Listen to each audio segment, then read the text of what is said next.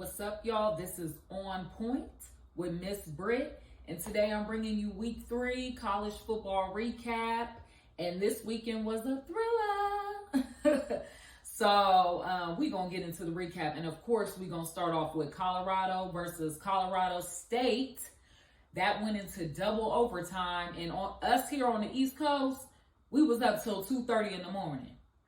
And y'all, I got to keep it real. I ain't make it to the end. I had to watch the highlights. I couldn't do it. I was up all day, and I didn't take a nap. If I would have had my nap, I would have made it. But to those that did stay up, it was worth staying up. But y'all, I couldn't take it. I couldn't make it. My eyes, I was fighting that sleep. I'm getting too old for all this. So let's get into this recap. So Colorado quarterback Shedeur Sanders, he led a 98-yard drive to tie the game 28-28 with 36 seconds left on the clock. He threw a 45-yard touchdown pass to Jimmy Horn Jr. and then completed a pass to Michael Harrison for the 2-point conversion. So now we heading into the first overtime. So Shedeur Sanders hit Michael Harrison again for a 3-yard touchdown pass. And then Colorado State got the ball, and their quarterback, Braden Fowler Nicolosi, he threw 8 yards to Torrey Horton to tie the game 35-35. Now we in the second overtime. Colorado gets the ball. Shedeur Sanders, he throws an 18-yard touchdown pass to Michael Harrison. He was the receiver of the night. And then a pass complete to Xavier Weaver to complete the 2-point conversion, putting them up 43-35. Colorado State gets the ball back.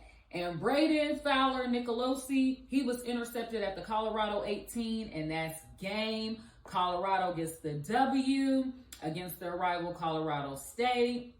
Shut the haters up.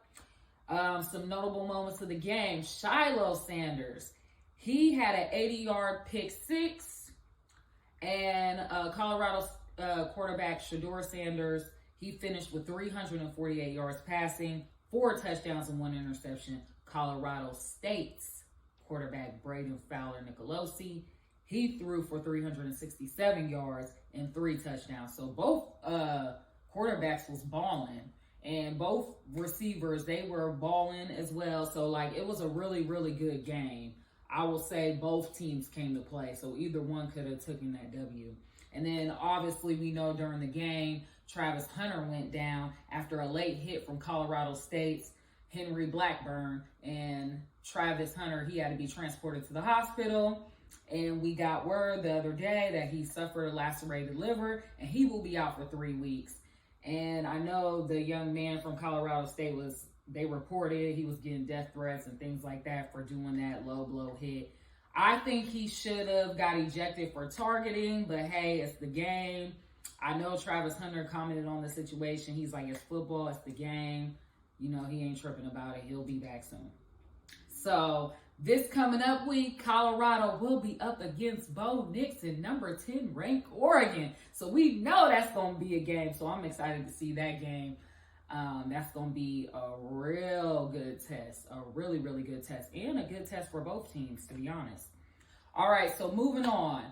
I thought this game was going to be a good game, but it ended up turning into pretty much domination by Florida. So we had number 11 Tennessee versus Florida. Florida took the W 29-16. This is Florida's 10th straight victory at home in this series between them and Tennessee.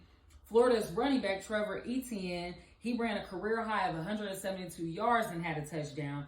Florida's QB, Graham Mertz, he threw 166 yards and had a touchdown. And then, y'all, the end of the game, it ended up with a scuffle. Penalty on both teams.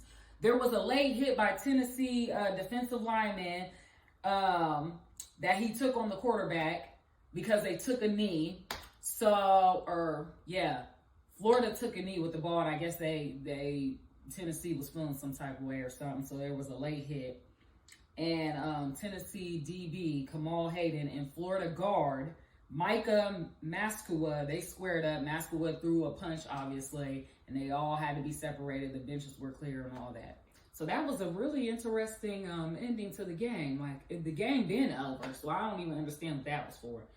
All right, so moving on. So Florida State, they had a scare. Number 3 ranked Florida State. Well, now they're ranked number 4 because after this game. But previously they were ranked number 3. They faced against Boston College, and they had a scare, honey. So Boston College, they rallied late in the 4th as Florida State hangs on to win 31-29. So Florida State's linebacker, he intercepted a pass to set up his own 1-yard touchdown. Florida State, they scored 4 unanswered touchdowns to make it 31-10 at the beginning of the 3rd quarter. Boston College, they set a school record for penalties, missed an extra point, went for 2 after another touchdown and failed, and they opted not to kick a field goal at the Seminoles 5 when trailing 15 points early in the 4th quarter. Boston College, trailing by, they ended up rallying, and they were only down by 2 points in the 4th with the ball in the final 3 minutes.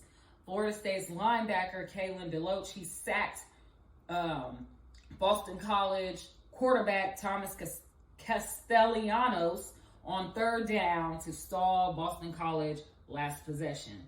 So that's what ended the game. Boston College quarterback Thomas Castellanos, he threw for 305 yards. He had a touchdown, and he ran for another 95 yards and a rushing touchdown. And then Florida State's quarterback Jordan Davis threw for 212 yards, 2 touchdowns, and he had 38 yards rushing. It seemed like everybody had some scares this weekend. Georgia was another team that had a scare in the first half, and of course they got it together in the second half. So Georgia makes comeback after 11 points deficit after halftime.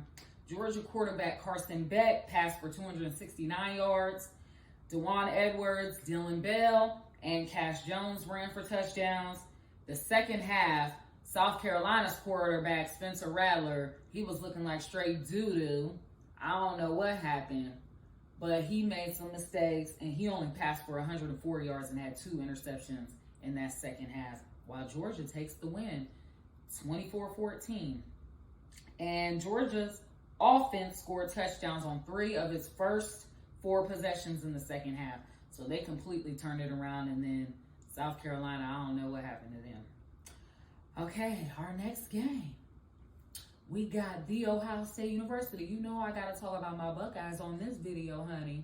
Versus Western Kentucky, and it was a blowout, 63-10. Kyle McCord, remember, he was named the starting quarterback the other day, and he threw for 318 yards and 3 touchdowns, including that nice 75-yard touchdown to Marvin Harrison Jr. Chip Trainum, he ran 40 yards for a touchdown. And then we had Travion Henderson. He ran for 88 yards and had a 21-yard touchdown run and a 10-yard touchdown run. And then OSU scored 4 touchdowns on 9 plays.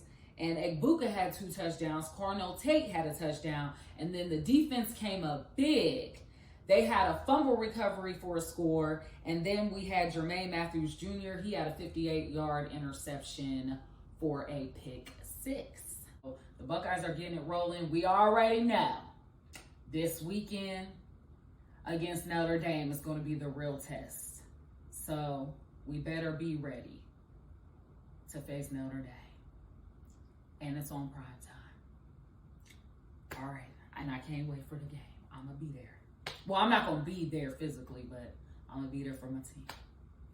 All right. Some other blowouts. Number 2, Michigan versus Bowling Green. They blew them out 31-6. And Michigan was looking shaky, honey, in the first half. So Michigan running back Blake Corum, he had 2 touchdown runs, including a 54-yard run on the first snap. And then Michigan's quarterback, J.J. McCarthy, he was a little rusty out there.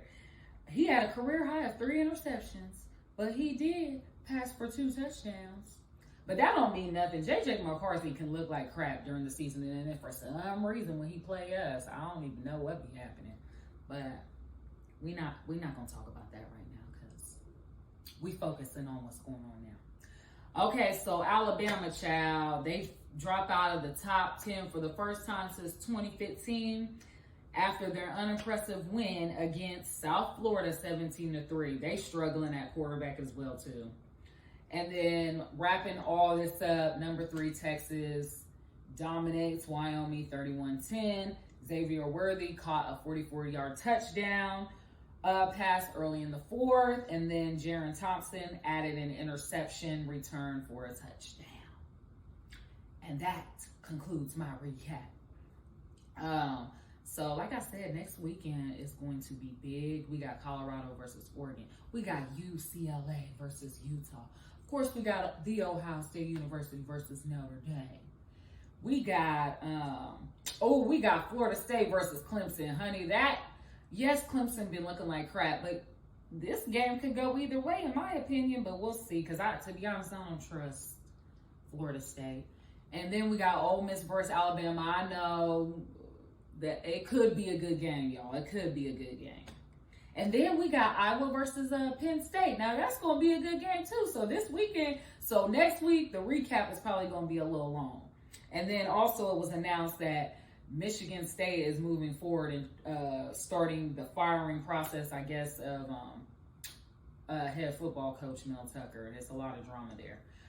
Well, y'all, make sure you follow _PointSports614 on Instagram as well as my YouTube, and make sure you like and subscribe. And I'm out.